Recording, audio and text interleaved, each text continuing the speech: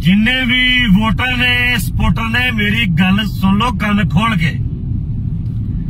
अल्लाह दे बंदिओ, ठंड इस वक्त दर्जा हरारत 4 तो 5 ਵੱਧ ਤੋਂ ਵੱਧ 10 तक जाता है। ख्याल करो अपनी सेहत का।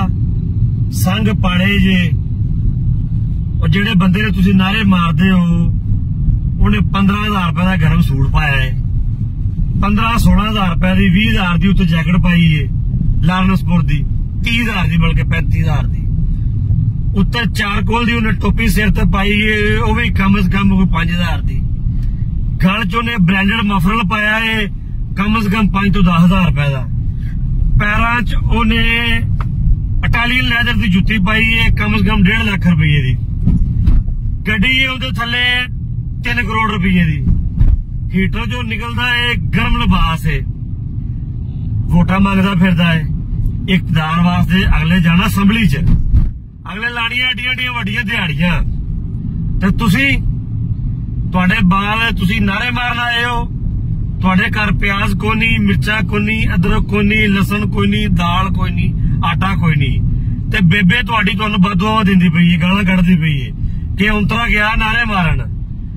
ते चंगा नहीं कि चुप करके अपनी मजदूरी ते जाओ, किते अग बाल के बैठो, ठंड तो बचो, ला लियो वोट दो। ये एक मुकद्दस फरीदा है, ये 8 फरवरी नूं पूरा करो। पाओ जिन्हों दिल करता जे, जिन्हों जमीर कहता जे। लेकिन इन्नी ठंड दे विच मैं हुण वेख्या है, मैं यतीम खाने को लंघिया, डबल कैबिन डाले दे पिछे 16-16, 17-17 साल दे बाल की ने बल्कि यंग ने, एंग्री बॉयज, वो डाले दे पिछे ने, लमके ने, नारे मारते जाते ने। ठंड लग गई, नमूनिया होके फेफड़े उड़ जाने ने ते मर जाने ने।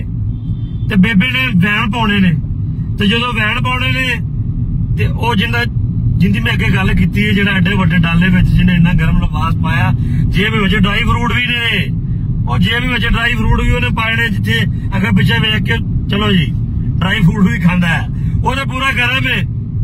तो उतों जो जितना उनकी गर्मी होर उन्होंने पसीने छुट जाने ने।